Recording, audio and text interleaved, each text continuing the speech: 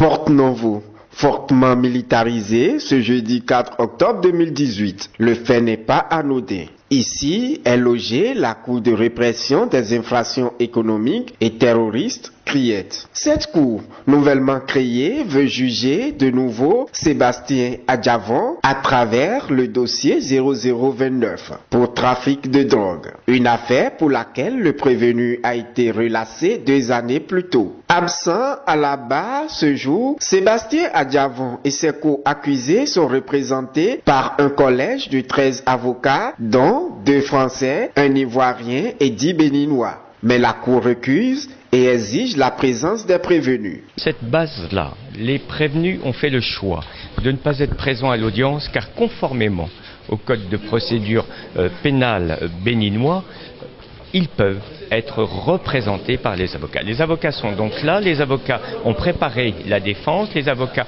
ont préparé les arguments, mais la Cour, à la demande du procureur de la République, n'a pas voulu prendre l'affaire, considérant que la présence des prévenus était obligatoire avant que des avocats puissent intervenir dans cette affaire. Après 15 minutes, le président de la Cour décide de renvoyer l'audience au 18 octobre prochain. Les avocats s'en indignent. Le parquet a fait le choix d'évoquer l'article 423, considérant que c'était une étape obligée de l'application de l'article 428.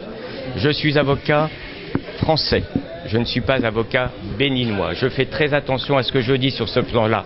Mais la lecture de l'article 428 est d'une clarté tellement limpide qu'elle ne permet pas la contestation ou la remise en question. La représentation est autorisée. Deuxièmement, dans son principe de liberté, le prévenu a le droit de venir ou de ne pas venir devant une juridiction à la condition qu'il soit représenté. C'est un principe international.